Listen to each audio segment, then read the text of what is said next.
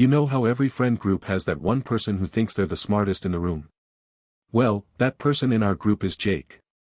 And last Friday, Jake had the brilliant idea of hosting a game night championship at his apartment. He said the winner would get the ultimate prize. Nobody knew what the prize was, but Jake kept hyping it up like it was the secret of the universe. That alone was enough to get all of us to show up, me, Sarah, Mike, and of course, Jake himself. The moment I walked in, I saw Jake standing in the middle of his living room wearing a cheap crown from the dollar store and holding a plastic scepter. He raised it dramatically like some kind of king and shouted, "Welcome, peasants, to the most legendary game night of your pathetic lives." Mike rolled his eyes. "Dude, it's Uno, not the Hunger Games." Sarah laughed, but I swear you could see the fire in her eyes. Don't let her sweet smile fool you, Sarah is terrifying when it comes to board games. She once flipped an entire Monopoly board because someone stole Park Place from her. That someone was Jake. We all sat down around Jake's coffee table, which, by the way, had way too many snacks. I mean, there were 3 giant bowls of popcorn, chips spilling everywhere, soda cans lined up like it was a college frat party. But the most suspicious thing? A small, gift-wrapped box sitting in the middle of the table. "What's in the box?" I asked. Jake smirked. "The prize." Mike leaned closer, squinting. "Is it money? Candy?" "Dude, if it's socks, I'm leaving." "Relax," Jake said. "Whoever wins tonight gets what's in the box. And trust me, it will change your life forever." We all exchanged looks. Suspense already. Sarah whispered, "If it's a cat, I swear I'm keeping it." The first game of the night was Uno. Simple enough, right? Wrong. Within 10 minutes, the living room turned into a battlefield. Mike was slamming down draw 4 cards like he was avenging his ancestors, Sarah was plotting revenge like a criminal mastermind, and Jake kept trying to make up rules that didn't exist. At one point, Jake shouted, "New rule, if you sneeze, you skip a turn." Sarah glared at him. "That's not a rule." Jake sneezed dramatically and said, "Bless me. Guess I win." I threw a pillow at him. But here's where things got weird. Sarah was about to win the round when suddenly, all the lights in Jake's apartment flickered. For a moment, the room went completely dark. Then, boom, the lights came back on. Everyone froze. Mike looked around. Did anyone else see that?" Jake laughed nervously. "Relax, it's just the power. My building's old." But Sarah squinted at him. "Or, is this part of your little game night drama?" Jake smirked but didn't say a word. Suspicious. We moved on to the next game, charades. Now, normally charades is harmless, but with this group, forget it. Mike ended up rolling on the floor pretending to be a confused turtle. Sarah somehow made washing dishes look like she was fighting invisible ninjas. And Jake? He was supposed to act out Titanic. Instead, he stood on the coffee table, spread his arms wide, and yelled, "I'm the king of the world," before falling backward into a pile of chips. We couldn't stop laughing. But right in the middle of the chaos, there was a loud knock at Jake's door. We all froze again. "Are you expecting someone?" Sarah asked. Jake shook his head slowly. "Nope. Just us tonight." Mike, being the genius he is, shouted, "Maybe it's the pizza guy." Jake frowned. "I didn't order pizza." The knocking came again. Louder. We stared at the door like characters in a bad horror movie. Except this wasn't supposed to be horror, it was game night. "Jake," I whispered, "if this is part of your little prize game, I'm gonna smack you." But Jake looked genuinely confused. Slowly, he walked toward the door, opened it, and nobody was there. "Great," Mike muttered. "We're all gonna die before I even get to see what's in the box." Jake closed the door, shrugged it off, and said, "All right, back to the game." But I noticed something. When he sat down, the gift box in the middle of the table was slightly moved. Guys," I said cautiously, "did anyone touch the box?" They all shook their heads. Sarah leaned closer, narrowing her eyes. "Jake, if that box explodes with glitter, I'm never speaking to you again." Jake raised his hands. Not me. We ignored it and continued playing. The next round was Jenga. You know Jenga, pull the wooden blocks, don't let the tower fall. Simple. Except Mike decided to pull blocks with his teeth. Sarah was building architectural miracles. Jake kept, accidentally, bumping the table every time it wasn't his turn. Then it happened again. Just as Sarah was about to pull a block, the lights flickered a second time. But this time, when they came back on, the gift box was open. And empty. We all screamed at once. Jake! Sarah shouted. What did you do? Jake held up his hands, panicking. I swear I didn't touch it. Mike looked under the table like some raccoon stole the prize. Where's the box? What was even in it? Jake stammered. It wasn't supposed to open yet. I had it planned for the end of the night. Sarah leaned across the table, glaring. You planned this? What was in the box? Jake swallowed. Surprise. Wow, thanks, genius, Mike said. That clears it up. But then Sarah pointed. Wait. Look. On the floor, near the edge of the couch, there was a small folded piece of paper. Mike picked it up and read it out loud, let the real game begin. We all froze. Jake's face went pale. I didn't write that. And just like that, game night turned into something else entirely. The room went dead silent after Mike read the note. Let the real game begin. Sarah grabbed it from his hands, staring like it was written in blood. This better not be one of your pranks, Jake. Jake shook his head so fast, his plastic crown nearly fell off. I swear.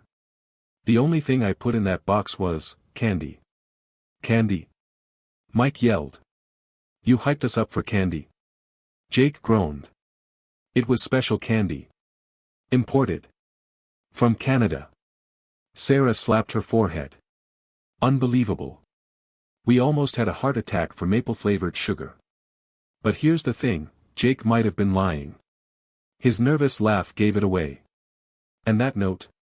His handwriting looked like a toddler's. This was too neat.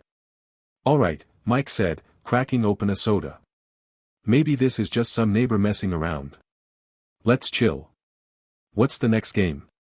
Nobody wanted to admit it, but we were all a little freaked out. Still, game night had to continue, because Sarah declared, if I don't win something after surviving this nonsense, I'm throwing Jake out of his own apartment. Next up, Truth or Dare Jenga. Yeah, Jake made this up. Each block had a dare or question written on it. Pull one, and you had to follow through. First round, Sarah. She pulled a block, read it, and her face turned crimson. Mike leaned in. What is it? Sarah muttered, sing your last text out loud. We screamed with laughter. She cleared her throat and sang in the most dramatic opera voice, don't forget the toilet paper. Mike nearly fell off the couch. Iconic. Grammy-worthy. Next round, me. My block said, do your best impression of Jake. So I stood up, put the crown on my head, and shouted in my deepest voice, welcome, peasants, to the bathroom. The whole room exploded with laughter, except Jake. Not funny, Jake muttered. Then came Mike's turn. He pulled his block, read it, and suddenly went pale. What is it? Sarah asked. Mike showed it to us. The block said, check the closet. We all turned toward the closet door across the room. Nobody moved. Okay, who wrote that? I asked, my voice cracking. Jake shook his head. Not me. Sarah crossed her arms. Jake, I swear, I didn't. Jake snapped. I didn't write that one. Mike gulped. Well, it's my dare. So, guess I'm checking. He stood up, dramatically tiptoeing across the room. We all leaned forward, hearts racing but also giggling nervously. He reached the closet, grabbed the handle, counted to 3, and flung it open, only to find a broom. We all screamed anyway. Sarah threw a popcorn bowl at him. Jake shouted, it's just a broom. But then Mike noticed something taped to it, another note. He pulled it off and read aloud, you're running out of time. Now everyone panicked. Running out of time for what? Sarah yelled. Jake's face was white.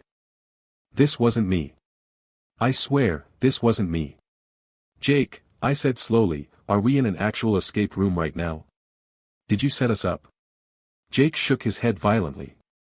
No. This is not part of the plan. Sarah narrowed her eyes. Then who is messing with us? Just then, the lights flickered again.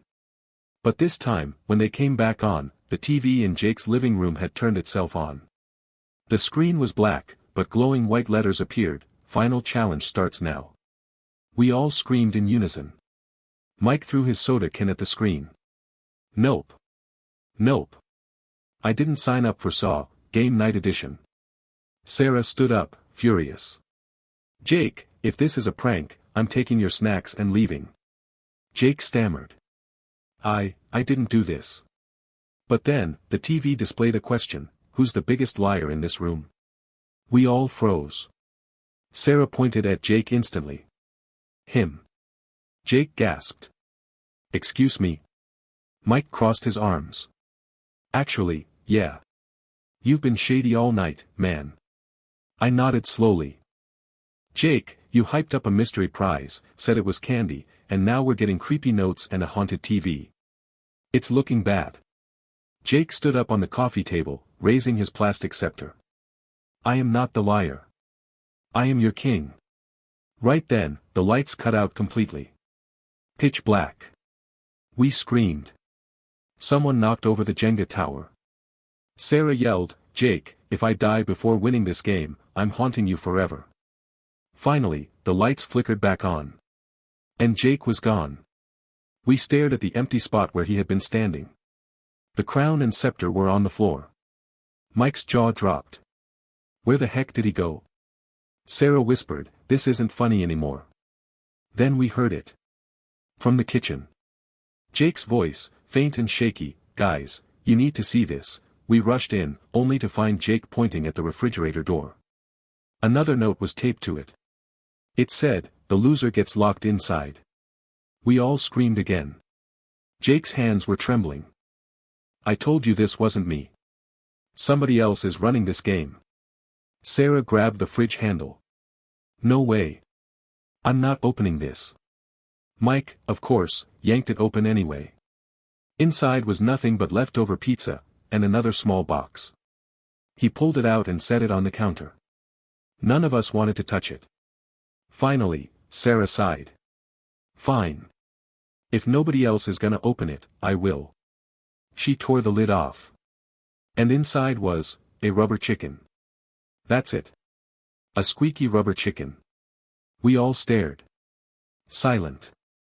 Then Mike squeezed it. Squeak. And we completely lost it. We laughed so hard tears rolled down our faces. Sarah collapsed on the floor. Mike squeaked it over and over. Even Jake laughed, though nervously. Seriously? Sarah wheezed. We thought we were gonna die for this. Jake grabbed the chicken, waved it like a trophy, and declared, behold, the ultimate prize. But just as we were catching our breath, the TV in the living room turned back on one last time. New message, the real game starts tomorrow. The room went silent. Mike looked at Jake. You better move out, man. And that was the most chaotic game night of our lives.